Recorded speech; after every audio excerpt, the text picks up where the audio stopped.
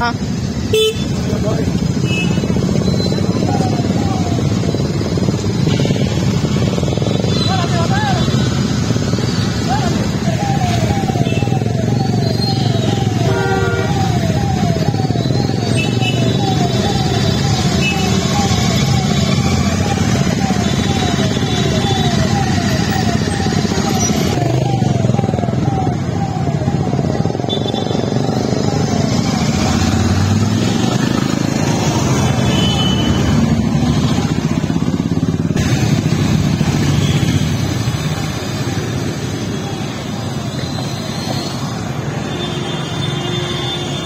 আপোনালোক গোলাঘাটত আছে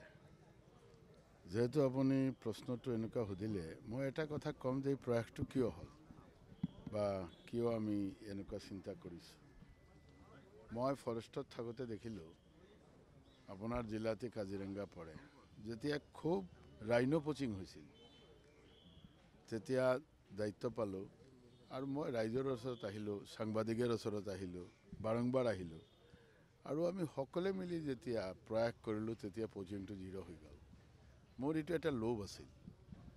যে আমাৰ ইয়াতেও ধৰক যি ৰোড এক্সিডেণ্টবিলাক হৈ আছে সেই ৰোড এক্সিডেণ্ট যদি আমি সকলে মিলি প্ৰয়াস কৰোঁ তেনেহ'লে হয়তোবা এই এক্সিডেণ্টেৰ ফালৰ পৰা আমি অলপ ৰেহাই পাব পাৰোঁ এই ক্ষেত্ৰত আমি যোৱাবাৰ দেখিলোঁ আমাৰ অসমত 2954 গৰাকী মানুহ ঢুকাইছে এক্সিডেণ্টেৰ সংখ্যা বহুত ইন এণ্ড এৰাউণ্ড 1000 হ'ব আজি গোলাঘাটত আমি দেখিলোঁ 107 জন ঢুকালে এই 11 মাহত কাজে এক্সিডেণ্টের সংখ্যা আছে সব ঠাইতে আছে মই মোটরসাইকেল ওলাইছোঁ রাইজের বিভিন্ন স্তরের মানুষের ওচৰত গৈছোঁ সব স্তৰেৰ ওচৰত গৈ মানে এইটোৱে এপিল কৰি আছোঁ যে আহক সকলে মিলি আমি কেইটামান কাৰণ প্ৰথম কাৰণটো হ'ল হেলমেট পিন্ধিব লাগে দ্বিতীয়টো হ'ল যে আমি কেতিয়াও ড্ৰাংক এণ্ড ড্ৰাইভ কৰিব নালাগে 3 নম্বৰ হ'ল আমি আমাৰ নিয়ন্ত্ৰিত স্পীডত গাড়ী চলাব লাগে কেতিয়াও অভাৰ স্পীডিং নহওক স্পীড দিব নালাগে আৰু টেলিফোন লৈ কথা কৈ ড্ৰাইভিং কৰিব নালাগে পঞ্চমটো হ'ল আমাৰ নিজা গাড়ীত নিজা সিট বেল্টটো পিন্ধিব লাগে এইখিনি কাম কৰিলে আমি ষ্টেটিষ্টিকেলি সাৰ্ভে কৰি চালো 85% এক্সিডেণ্ট নোহোৱা হ'ব মোটৰসাইকেলে আহাৰ মূল কাৰণটো হ'ল যে মোটৰসাইকেল এক্সিডেণ্ট 79% হৈছে যোৱাবাৰ কলিশন হৈ থৈলে সেইকাৰণে আমি সব ঠাইত গৈ আছোঁ আৰু আমি গোলাঘাটো আহিলোঁ আমাৰ আজি আমাৰ ডিআৰএসি সব ঠাইতে আমি ডিআৰএসিৰ মিটিং কৰিছোঁ ডিস্ট্ৰিক্ট ৰোড সেফটি কাউন্সিলৰ আমাৰ বিভাগেৰ ধৰক যিমান পাৰোঁ আমি অলপ সহায়তা আমি কৰি আছোঁ road safety council district wise তার মূল লক্ষ্য হল যে আমি সকলে মিলি সব ডিপার্টমেন্টে মিলি সব মানুষের সব স্তরে মিলি আমি কেনেকুৱা কৰিব পাৰোঁ আজি আমাৰ এই গোলাঘাটেৰ মিটিঙত আমাৰ শ্ৰদ্ধাৰ বিধায়ক মৃণাল দা আছিল ডিসি এসপি এডিশনাল এসপি আদি কৰি আমি সকলে আছিলোঁ আমি পৰ্যালোচনা কৰিলোঁ 9টা মিটিং ইয়াতে হৈ গৈছে ডিআৰএসি আৰু এই পৰ্যালোচনাত যি কথাবিলাক আমি পালোঁ আমাৰ কিছুমান কাম কৰিব লাগে হেতু আৰু যাতে এক্সপিডাইট কৰিব পাৰোঁ এই কথাবিলাকে আলোচনা আৰু প্ৰতি মাহে আমি ম্যান্ডেটৰি কৰোঁ এটো মানে আমি কৰি আছোঁ 9টা ইয়াতে হৈ গ'ল আজিলৈ 10টা হ'ব তো এইখিনি কথা এক্সপিডাইট কৰাৰ কাৰণে আমি সব ঠাইত গৈ আছোঁ মই ভাবোঁ যে এই যাত্ৰা বা এই পৰিক্ৰমায় আমি সমাজেৰ প্ৰতি স্তৰেৰ মানুহৰ লগতে গৈ তেওঁলোকক আহ্বান কৰি আছোঁ তেওঁলোকে খুব আদৰি লৈছে এটো এটা আজিৰ দিনত এক সামাজিক সমস্যা কাৰণ পথ আমাৰ লাগিব যান বাহন আমাৰ লাগিব পথ অবিহনে আমি কেতিয়াও আমাৰ জীৱন পৰিক্ৰমা শেষ কৰিব নোৱাৰিম কাজেই এটো আপুনি যেনেকুৱা সুধিলে যে আমি হয় আহি আমাৰ ভাল লাগিছে যে ৰাইজে আদৰি লৈছে যে হয় এই কথাটো সঁচা আৰু আমি সকলে মিলি কাম কৰিব লাগিব আমাৰ দল মানে এনেকুৱা এক দল যে কোনো মানুহে টিকেট চালেও নাপাব আৰ কোনো মানুহে নাচালেও যে নাপাব এনেকুৱা কথা নহয় এতিয়া আমি পাব্লিক লাইফত আছোঁ মই মৃণাল দা ধৰক সমসাময়িক মানুহ মৃণালদাতো এম পি ইলেকশ্যন খেলিছিল এতিয়া আমি জিতিব পৰা নাই মইতো এম পি ইলেকশ্যন খেলিলোঁ জিতিব পৰা নাই দুবাৰ খেলিলোঁ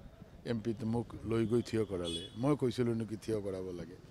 পাৰ্টীয়ে ক'লে থিয় হ'ব লাগে তেতিয়া হ'ব লাগে তো আমাৰ পাৰ্টি এইটো বেলেগ টাইপৰ পাৰ্টি হয় পাৰ্টীয়ে চিন্তা কৰে কাক থিয় কৰাব লাগে কাক নকৰাব লাগে এতিয়া কনচাৰ্ণটো আপুনি যেতিয়া সুধিছে যে মোৰ কনচাৰ্ণ মই চাওক আজিৰ দিনত প্ৰায় 40 বছৰ হৈ গ'ল আমি ৰাজনীতিত আৰু আমাৰ পাৰ্টি লৈ আছোঁ ধুনীয়াকৈ আছোঁ ভালে ভালে আছোঁ আমি আমাৰ পাৰ্টি কৰি তৃপ্তি পাওঁ কিন্তু মই ভাবোঁ যে এতিয়া আমাৰ এটা বয়স হৈছে এতিয়া আৰু আমি জনপ্ৰতিনিধি হিচাপে দিল্লী কওক দিছপুৰ কওক খুব বেছি দিন আৰু থাকিব নালাগে নতুন প্ৰজন্ম আহিব লাগে কাজেই মই ভাবোঁ যে পাৰ্টিও এইখিনি কথা চিন্তা কৰিব হয় পাব্লিক লাইফত থাকিলে ৰাইজে কাকো হয়তো বিচাৰে কাকো ভাল পায় কাকো বেয়া পায় সেইটো বেলেগ কথা ৰাইজে ক'ব পাৰে যে দাদা আপুনি থিয় হৈ যাওক হ'ব পাৰে আপোনালোকৰ ইয়াতে খবৰ আহিব পাৰে কাজেই মই নিজে পাৰ্চনেলি কোনো ইণ্টাৰেষ্টেড না আমাৰ না মন নাই আমাৰ মইতো সোজাকেই ক'লোঁ যে আমি কি হয় এই বয়সত আমিতো 40 বছৰ কৰিলোঁৱেই এতিয়া কালি মৃণালদা কৈ আছে মই তেওঁ বহিলোঁ অলপ একান্তে বহিলোঁ ভাল লাগে আৰু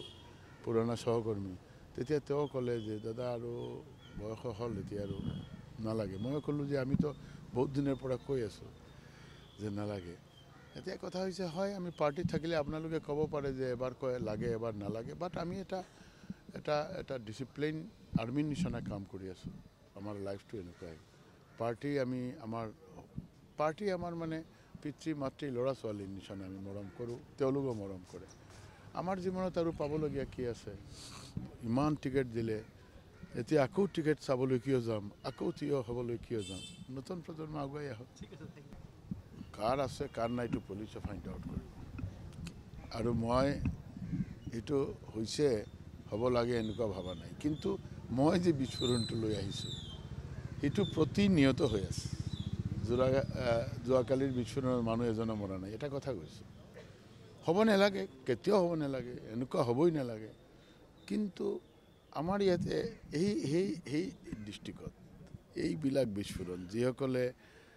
বেআইনীভাৱে আইন অমান্য কৰি গাড়ী চলাই 107 গৰাকীক শেষ কৰি দিলে সেইটো এটা ডাঙৰ প্ৰব্লেম মই সেই প্ৰব্লেমটো লৈ আহিছোঁ এইবিলাক কথা নিশ্চিতভাৱে